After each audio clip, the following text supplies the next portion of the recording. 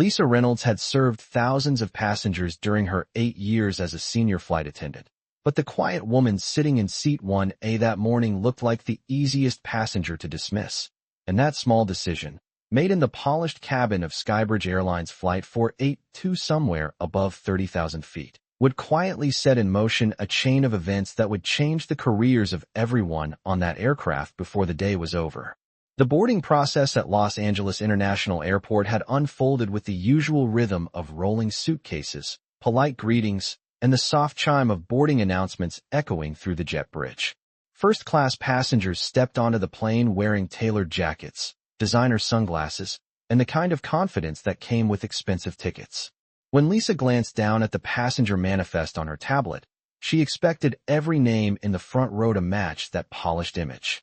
Then Emily Carter stepped through the doorway. She wore simple dark jeans, a light gray sweater, and a pair of comfortable white sneakers that had clearly seen more airports than fashion shows. Her chestnut hair was tied back in a loose ponytail, and the only item she carried was a slim leather laptop bag slung over her shoulder. Nothing about her appearance matched the usual profile of someone seated in the most exclusive row of the aircraft. Lisa's trained eyes quickly scanned the boarding pass the woman handed over. Seat 1A. First class. For a brief second Lisa assumed it must be a mistake. Good morning, Emily said politely, her voice calm and unhurried, the kind of voice that rarely demanded attention but somehow always carried a quiet certainty.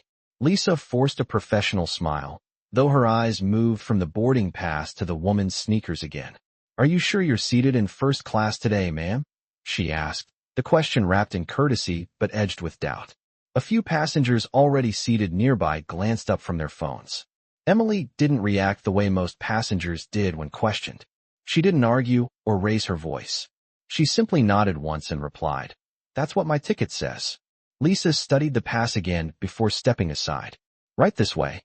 Emily walked down the short aisle and took her seat by the window, placing her laptop bag neatly under the seat in front of her before opening the computer and beginning to type as if the entire exchange had never happened.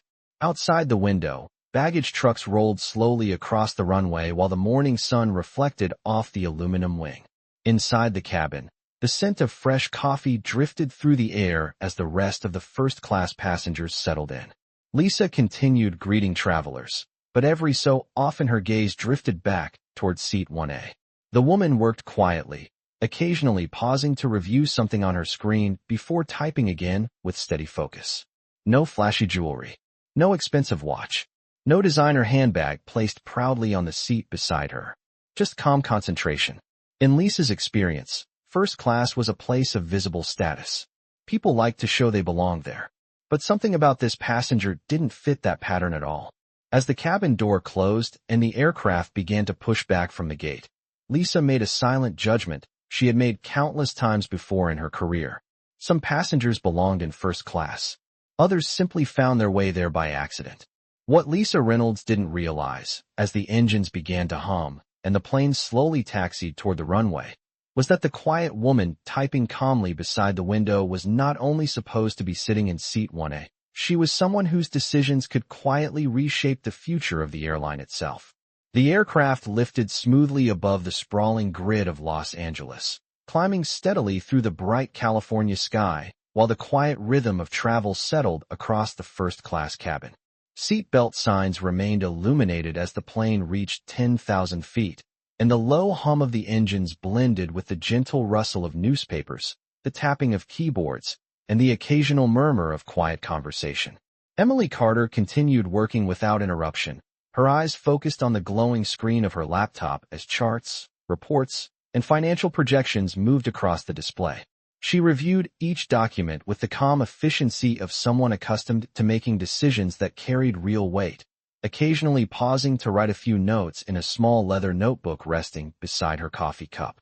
Across the aisle, a man in a navy business suit glanced toward her more than once, curious about the quiet intensity with which she worked, but Emily remained completely absorbed in her task. For her, flying had always been one of the few places where uninterrupted thinking was possible. 30,000 feet above the ground offered a rare pocket of silence away from boardrooms, interviews, and the endless demands of corporate leadership. Meanwhile, at the front galley, Lisa Reynolds and her colleague Mark prepared the first-class service carts with the polished efficiency expected on a premium flight. Silverware clinked softly as trays were arranged. Warm meals were carefully placed into heated compartments, and glasses were lined up for beverage service. Lisa reviewed the passenger list again on her tablet, scanning the names of travelers who had paid several $1,000s for their seats. Investors, executives, technology founders, and a well-known entertainment lawyer were all listed among the front-row passengers. Her eyes paused again on the name Emily Carter in Seat 1 Alpha. The name did not ring any immediate bells, but the image in her mind of the casually dressed woman typing quietly near the window continued to stand out as unusual. Seat 1 Alpha, Lisa said quietly to Mark as she adjusted the cart. Did you see her outfit? Mark shrugged casually while polishing a wine glass. Maybe she used points. Lisa let out a short breath of amusement. Points do not usually put people in that seat. When the seatbelt sign switched off, Lisa pushed the service cart into the aisle with the confident posture of someone who had repeated the same routine thousands of times before. One by one, she greeted each passenger warmly, offering drinks and confirming meal selections with practiced charm. Champagne flutes were filled, warm towels were distributed, and plates of carefully prepared food were placed in front of travelers who expected every detail of the service to match the price of their ticket. As the cart approached the front row, Lisa slowed slightly. Emily closed her laptop gently and looked up with a polite expression that revealed neither impatience nor expectation. "Good afternoon," Emily said calmly. "Could I have sparkling water, please?" Lisa handed her the glass without hesitation, though her eyes briefly studied the woman again, as if searching for some clue that explained the quiet confidence in her voice. The meal trays behind the cart contained carefully plated dishes prepared specifically for the limited number of first-class passengers.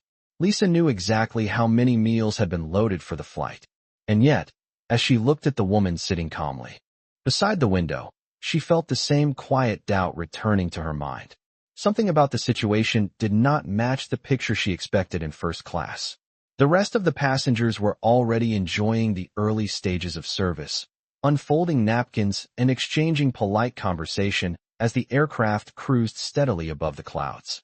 But Lisa Reynolds made another silent assumption in that moment, the kind of quick judgment that often felt harmless in the busy routine of airline service. She believed she understood exactly who belonged in that seat and who did not. What she did not realize was that the quiet passenger in Seat 1 Alpha had already noticed every detail unfolding around her, and she was paying closer attention than anyone on the aircraft could possibly imagine. The steady cruise of the aircraft created a calm atmosphere inside the first-class cabin as sunlight poured softly through the oval windows and stretched across the polished surfaces of the tray tables. At 34,000 feet above the American Southwest, the flight had settled into the comfortable routine that experienced travelers expected from a premium airline. Lisa Reynolds moved confidently down the aisle with the service cart, maintaining the polished smile that had become second nature after years in the industry. One by one, she delivered carefully plated meals to the passengers seated in the spacious front row seats. A grilled salmon dish was placed before the man in Seat 2 Alpha. A warm pasta entree followed for the woman beside him. The faint aroma of freshly prepared food filled the cabin as passengers unfolded their linen napkins and thanked the crew with quiet appreciation. When the cart finally reached Seat 1 Alpha again, Emily Carter had already closed her laptop and set it neatly beneath the seat in front of her. She folded her hands calmly on the tray table, waiting patiently like the other travelers. Lisa paused for a moment as if reviewing the cart before speaking. "I apologize, but it appears we have run out of first-class meals," she said with a polite tone that sounded rehearsed. Emily glanced briefly at the cart where two covered plates were still clearly resting beside the warming compartment. Her eyes returned to Lisa, calm and observant. "I see," Emily replied quietly. Her voice carried no frustration, only a simple acknowledgement. Lisa reached into a small compartment and removed a sealed snack package that normally belonged in the economy cabin. She placed it gently on the tray table along with a napkin. "This will have to do for now," she said. A few nearby passengers noticed the exchange and exchanged subtle glances, but said nothing. Emily looked down at the snack package for a moment before lifting her gaze again. I ordered the chicken entree when I selected my seat yesterday, she said politely. Lisa's smile tightened slightly as if the conversation had become inconvenient. Those meals are reserved for priority passengers, she answered in a tone that suggested the matter was already settled. The words hung in the quiet cabin for a moment. Across the aisle, the businessman who had been observing earlier paused in the middle of cutting his salmon. Even Mark, standing several rows back, shifted uncomfortably as he realized what had just been said. Emily Carter remained perfectly still. Her expression did not change, and she did not raise her voice. Instead, she slowly opened her leather notebook and wrote something down with deliberate precision before closing it again. "Thank you," she said calmly, sliding the snack package aside without opening it. Lisa gave a small nod, satisfied that the conversation was finished, and continued down the aisle to serve the remaining passengers. But as the cart rolled away, Emily's attention moved quietly around the cabin. She noticed the way the remaining meals were distributed. She noticed the subtle comments whispered between members of the crew. And she noticed that the final plated entree from the cart was later handed to a passenger who had boarded last and had not even ordered a meal earlier. None of it caused her to react outwardly. She simply observed every detail with the same quiet focus she had used earlier while reviewing financial reports on her laptop. For the rest of the meal service, Emily Carter remained seated comfortably beside the window, watching clouds drift slowly beneath the wing while the other passengers finished their lunches. To most people in the cabin, she looked like a traveler who had simply accepted an inconvenience during a long flight. What no one around her understood was that Emily Carter had built her career by paying attention to the smallest details and moments exactly like this. And sometimes those small details revealed far more about people than they ever intended to show. The cabin gradually returned to its calm rhythm after the meal service ended, the soft hum of the aircraft engines blending with the quiet clinking of glasses and the occasional rustle of newspapers. Outside the window beside Seat 1 Alpha, the afternoon sun stretched across endless layers of white clouds as the aircraft cruised steadily toward New York. Emily Carter sat comfortably in her seat, the unopened snack package still resting quietly on her tray table. She had not touched it. Instead, she reopened her laptop and continued working with the same composed focus she had shown since the beginning of the flight. Financial projections filled the screen once again, numbers moving across carefully organized charts while she reviewed them with the calm patience of someone used to evaluating situations from every angle before making a decision. Across the aisle, the businessman who had been watching earlier leaned slightly toward her with a polite expression. "Excuse me," he said quietly, lowering his voice so the conversation would remain private. "I think they might have made a mistake with your meal." Emily looked up briefly and offered a small, reassuring smile. "Perhaps," she replied gently. "These things happen sometimes." The man nodded but still seemed slightly uncomfortable with what he had witnessed. Meanwhile, at the front of the cabin, Lisa Reynolds stood near the galley with Mark as they cleared trays and stacked empty dishes for collection. The conversation between them was quiet, but carried a tone of casual confidence that suggested the earlier moment had already been dismissed as unimportant. "Some passengers try very hard to sit in first class," Lisa said while organizing silverware. Mark glanced toward the front row where Emily sat working calmly again. "She did not seem like she was causing trouble," he said carefully. Lisa shrugged lightly. People who really belong in those seats do not ask questions like that.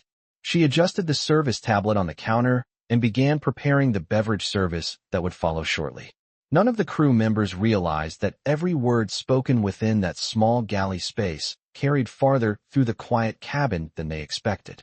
Emily Carter heard enough to understand exactly how the situation had been interpreted. She did not react outwardly.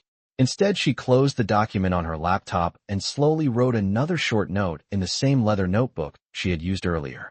The aircraft continued its smooth journey across the country as the afternoon sunlight shifted across the cabin walls. Passengers relaxed into the comfortable rhythm of the flight, some watching movies while others slept beneath soft blankets. To anyone glancing toward Seat 1 Alpha, Emily Carter appeared to be nothing more than a quiet traveler finishing a few tasks before arrival. Yet the calm expression on her face concealed a mind carefully processing everything she had observed since boarding the aircraft hours earlier. She noticed how service standards changed depending on who the crew believed deserved attention.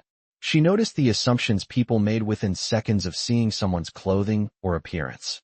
And most importantly, she noticed how quickly those assumptions turned into decisions. The plane continued eastward, crossing state after state, while the sky slowly deepened into the warm colors of late afternoon. By the time the captain announced that the aircraft had begun its gradual descent toward John F. Kennedy International Airport, most passengers believed the flight had unfolded like any other routine journey. What none of them understood yet was that the quiet woman seated beside the window had already decided exactly what would happen once the aircraft reached the ground. The captain's voice came through the cabin speakers with calm professionalism as the aircraft began its gradual descent toward New York. Outside the window, the sky had shifted into the soft golden colors of early evening, and the sprawling coastline slowly appeared beneath scattered clouds as the plane lowered through the final miles of its journey. Passengers in the first-class cabin began closing laptops, finishing drinks, and adjusting their seats upright in preparation for landing. The quiet rhythm of the flight was slowly replaced by the subtle tension that always accompanied arrival at one of the busiest airports in the United States. Emily Carter closed her laptop carefully and placed it inside her leather bag before fastening the small latch. The unopened snack package still rested on her tray table exactly where Lisa Reynolds had placed it hours earlier. Emily looked at it for a moment with calm detachment before sliding it aside and folding the tray table back into its locked position. Her movements were steady and deliberate, the actions of someone who had already made every decision she needed to make long before the plane began descending. Across the aisle, the businessman who had spoken to her earlier gave a small nod as if wishing her a pleasant arrival. Emily returned the gesture politely. Neither of them spoke again. At the front of the cabin, Lisa Reynolds and Mark completed their final safety checks, ensuring that overhead compartments were closed and seat belts were secured. The earlier incident during meal service had already faded from Lisa's mind, replaced by the routine focus required during the final moments of flight. After years of working in the air, she had learned to treat most interactions with passengers as temporary moments that disappeared the moment the aircraft door opened at the gate. From her perspective, the woman in seat 1 Alpha had simply been another traveler with unrealistic expectations. As the aircraft touched down on the runway at John F. Kennedy International Airport, the landing gear met the pavement with a firm but smooth impact, followed by the powerful roar of reverse thrust, slowing the plane as it rolled across the runway. Several passengers looked out the windows toward the lights of the airport spreading across the darkening horizon. Within minutes, the aircraft taxied toward its assigned gate, while the familiar chimes signaled that the flight had officially arrived. Seat belts clicked open across the cabin as passengers began gathering their belongings. Most people expected the normal routine to follow. The door would open, the first-class passengers would exit first, and the flight crew would prepare for the next journey. But Emily Carter remained seated quietly in seat 1 Alpha while the aisle slowly filled with movement. She did not rush to stand. Instead, she reached calmly into her bag and removed her phone. Her expression remained composed as she unlocked the screen and scrolled briefly through a list of contacts. The businessman across the aisle noticed that she had not moved with the others and paused for a moment before stepping into the aisle. Emily dialed a number and held the phone to her ear. Her voice remained calm and steady when the call connected. "Hello," she said politely. "This is Emily Carter. I have just arrived on Skybridge Flight 482 from Los Angeles." She paused briefly, listening to the response on the other end of the line. "Yes," she continued quietly. "I would appreciate it if someone from corporate operations could meet this aircraft at the gate before the crew leaves." The man across the aisle glanced back toward her with mild curiosity before continuing toward the exit. In the front galley, Lisa Reynolds laughed lightly at something Mark had just said while preparing to greet the departing passengers. She had no idea that the quiet traveler still seated behind them had just made a single phone call that would bring several people from the airline's corporate headquarters rushing toward the aircraft within the next few minutes. The cabin door opened with a soft mechanical sound, and the first-class passengers began stepping into the jet bridge one by one, their footsteps echoing lightly as they exited the aircraft and disappeared into the bright terminal lights of John F. Kennedy International Airport. The usual rhythm of arrival filled the cabin as travelers gathered briefcases, adjusted coats, and thanked the flight crew while leaving. Within a few minutes, the once lively first-class section became quiet again. Only a few passengers remained seated as the aisles slowly cleared. Emily Carter still sat calmly in seat 1 Alpha, her leather bag resting neatly beside her feet, and her phone now placed quietly in her hand. Her expression remained composed, the same steady calm she had shown throughout the entire flight. At the front of the cabin, Lisa Reynolds stood near the aircraft door, offering polite farewells to each departing passenger with the practiced warmth that had become second nature after years of service. "Thank you for flying with us today," she repeated with a professional smile as each traveler passed through the doorway. Mark stood nearby, gathering the last remaining service items from the galley while the cabin gradually emptied. Neither of them paid much attention to the woman still seated quietly near the window. From their perspective, the flight had ended exactly the way hundreds of other flights had ended before. Meanwhile, outside the aircraft door, the activity inside the terminal had begun to shift. Two airline operations managers moved quickly through the corridor that connected the gate area to the jet bridge, their expressions unusually serious as they approached the aircraft entrance.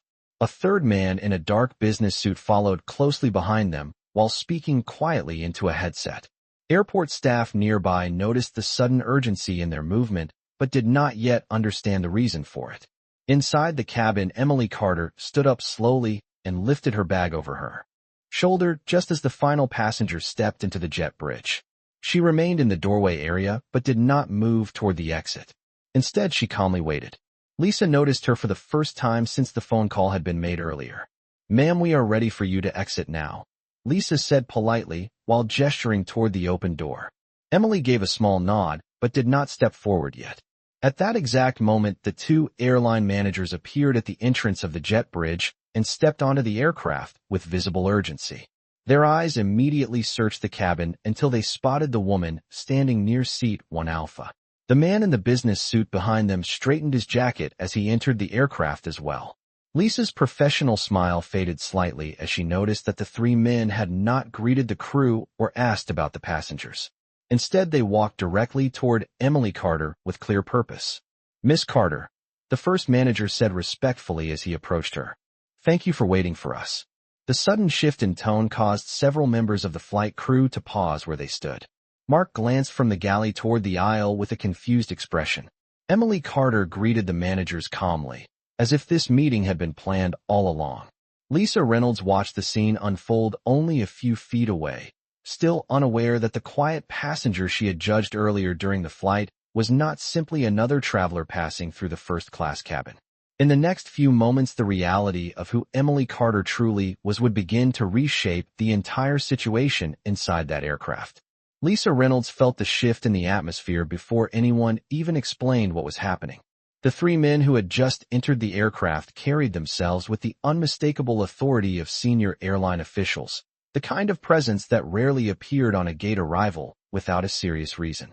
The first operations manager stepped closer to Emily Carter with a respectful nod, while the other two men paused slightly behind him. "Miss Carter, thank you for taking the time to wait," he said again, his tone careful and professional. Emily returned the greeting with the calm composure she had shown throughout the entire flight. "I appreciate you coming so quickly," she replied. Her voice remained quiet, yet the certainty in her words immediately commanded the attention of everyone nearby. Lisa watched the interaction unfold only a few steps away from the aircraft door, confusion slowly replacing the confident smile she had worn moments earlier. It was not unusual for airline managers to meet important passengers after a flight, but the way these men addressed Emily felt different. There was a level of respect that suggested this was not simply customer service. Mark stepped slightly closer from the galley, his expression equally uncertain as he looked from the managers to the woman in seat 1 Alpha. Meanwhile, the third man in the dark business suit moved forward and spoke next. "We received your message from corporate operations," he said calmly. "I am Jonathan Pierce, Director of Executive Relations for Skybridge Airlines." The introduction caused a brief silence inside the cabin. Even Lisa understood the significance of that title. Jonathan Pierce rarely appeared at a gate personally unless the situation involved someone extremely important to the company. Emily Carter gave a polite nod.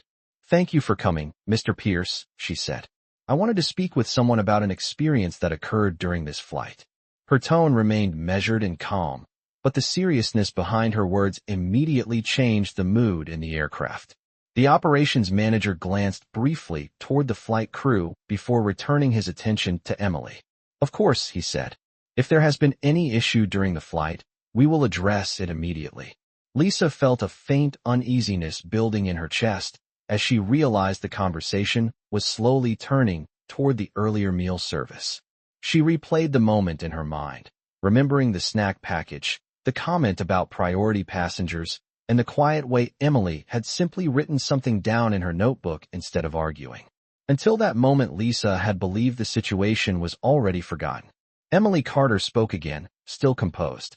"During the flight, I observed several service decisions that did not reflect the standards Skybridge Airlines advertises to its passengers." The director of executive relations nodded slowly. "We take those standards very seriously," he replied. Emily reached into her bag and removed the small leather notebook she had been writing in earlier. She opened it briefly before handing it to Jonathan Pierce. "I made a few notes while the situation unfolded," she said calmly. The director accepted the notebook with a careful expression and began reading the short entries written neatly across the page. As he read, his eyebrows lifted slightly. The operations managers exchanged quiet glances beside him. Lisa Reynolds suddenly felt the calm confidence she had carried throughout the entire flight begin to fade. She still did not fully understand who Emily Carter was, but one thing had become unmistakably clear. The quiet passenger she had judged earlier was someone whose words carried far more influence than she had ever imagined. Jonathan Pierce continued reading the short notes inside the leather notebook, while the quiet cabin seemed to grow heavier with each passing second. The neat handwriting described the entire sequence of events in calm, precise detail. The initial question about whether the passenger belonged in first class, the decision to deny the selected meal despite the remaining plates on the service cart, and the comment that service was reserved for priority passengers. None of the words in the notebook were emotional or exaggerated. They were simply observations, written exactly as they had occurred. Jonathan closed the notebook slowly and looked back at Emily Carter with a thoughtful expression. "Miss Carter," he said carefully, "I want to assure you that Skybridge Airlines takes every service concern seriously. We would appreciate the opportunity to investigate this fully." Emily nodded once, her posture relaxed but attentive. "That is all I am asking," she replied calmly. The operations manager beside Jonathan shifted his stance slightly and glanced toward the flight crew. Lisa Reynolds stood near the aircraft door, her earlier confidence replaced by an uneasy stillness.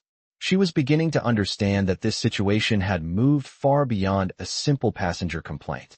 Jonathan Pierce spoke again, his tone now carrying a greater level of formality. "For the sake of clarity," he said, "may I confirm your full name for the report?" Emily answered without hesitation. "Emily Carter." Jonathan nodded slowly as if he had expected that answer. The second operations manager quietly stepped closer and whispered something into his colleague's ear. Lisa watched their brief exchange with growing concern. Even Mark remained silent in the galley, sensing that something far more significant was unfolding. Jonathan Pierce then turned slightly toward the crew before speaking again, his voice calm but unmistakably firm. "Miss Carter is not only a passenger on this aircraft," he said carefully. "She is also one of the principal investors in Skybridge Airlines." The words settled into the quiet cabin like a sudden shift in gravity. Lisa felt her stomach tighten as the realization reached her all at once. The quiet traveler she had dismissed hours earlier was not simply another passenger passing through the first-class cabin. She was someone whose financial partnership helped sustain the airline itself. Emily Carter remained composed as the director continued. "Miss Carter has supported several of the company's expansion initiatives over the past few years," Jonathan explained. "She is also scheduled to meet with our executive board tomorrow morning." The operations managers nodded respectfully while standing beside her. For a brief moment, no one inside the aircraft spoke. The silence carried the weight of understanding that the situation had now changed completely. Emily finally broke the quiet with the same calm voice she had used throughout the entire flight. "This is not about punishment," she said gently. "It is about standards." Jonathan Pierce nodded again, clearly recognizing the meaning behind her words. "Our company was built on the promise that every passenger deserves professional service," he said. Emily gave a small, thoughtful nod before glancing briefly toward the open aircraft door that led into the brightly lit terminal beyond. The flight itself had ended only minutes earlier, yet inside the cabin the consequences of the crew's earlier assumptions were only just beginning to unfold. The silence inside the aircraft lingered for several long seconds after Jonathan Pierce finished speaking, and in that quiet moment the reality of the situation settled over everyone in the cabin. The soft lights above the seats reflected off the polished aisle floor, while the open aircraft door revealed the bright activity of the terminal beyond. Yet inside the cabin, no one moved. Lisa Reynolds stood near the exit with her hands resting lightly against the edge of the galley counter, her thoughts racing through every moment that had occurred since boarding in Los Angeles. She remembered the way she had questioned the boarding pass, the decision she had made during the meal service, and the quiet way Emily Carter had simply written notes instead of arguing. None of it had seemed important at the time. Now each detail carried a weight she could not ignore. Jonathan Pierce spoke again, his tone calm, but unmistakably authoritative. "Miss Carter is correct about one thing," he said, looking briefly toward the crew before, returning his attention to the woman standing beside Seat 1 Alpha. "Service standards exist so that every passenger is treated with respect, regardless of appearance or assumptions." The operations managers beside him nodded quietly. Emily Carter listened without interruption, her posture relaxed as if the outcome of the conversation had never been in doubt. Jonathan continued speaking, now addressing the flight crew directly. "There will be a full review of today's service decisions before this crew operates another flight." His words were measured and professional, but the meaning behind them was unmistakable. Lisa felt a quiet heaviness settle in her chest as she understood what that review would likely reveal.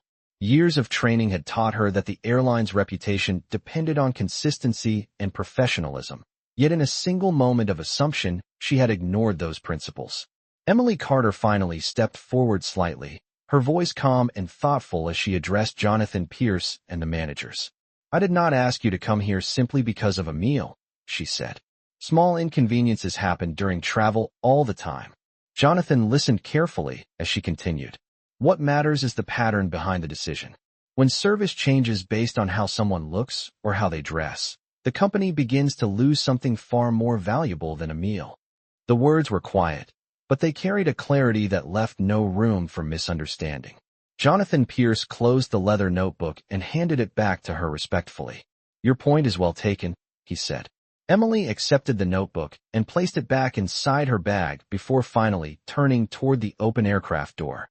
For the first time since landing, she stepped forward into the aisle, preparing to leave the aircraft like every other passenger before her.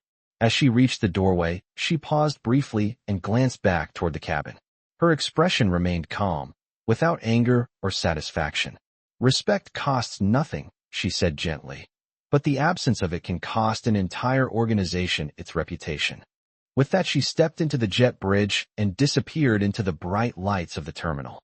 Inside the aircraft, the crew remained standing quietly while the managers prepared to begin their review. The flight from Los Angeles had ended only minutes earlier, yet for everyone still inside the cabin, the most important lesson of the journey had only just begun to sink in.